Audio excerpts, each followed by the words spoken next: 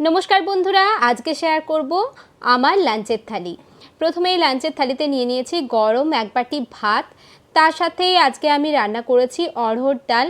এটাতে আমি কাঁচা আম দিয়ে তারপর এই অড়হর ডালটা তৈরি করেছি। সাদা তেলের মধ্যে গোটা সর্ষে, অল্প একটু গোটা জিরে আর কারি পাতা ফোড়ন দিয়ে তারপর সিম্পলি এই ডালটা আমি তৈরি করেছি। এর সাথে শুকনো লঙ্কা ফোড়ন দিয়েছিলাম। এইভাবে ডালটা গরমকালের দিনে খেতে কিন্তু বেশ ভালো লাগে। এর সাথেই খাবার জন্য আমি নিয়ে নিচ্ছি কয়েকটা পটল ভাজা। নুন হলুদ দিয়ে পটলগুলোকে মাখিয়ে রেখে তারপর সর্ষের তেলের মধ্যে ভেজে নিয়েছি। এখন নিয়ে নিলাম এখানে ঝিঙে আলু পোস্ত। ঝিঙে আলু পোস্তটা বানানো তো খুবই সহজ, আর গ্রীষ্মকালের দিনে পেটের পক্ষেও খুব ভালো, সেটাই রান্না করেছি। তার সাথে নিয়েছি সজনের ডাঁটা, আলু আর উচ্ছে দিয়ে চচ্চড়ি বানিয়েছি সেটা। আর নিয়ে নিলাম শেষ পাতে খাবার জন্য আমের চাটনি। ভালো লাগলে লাইক, চ্যানেলটি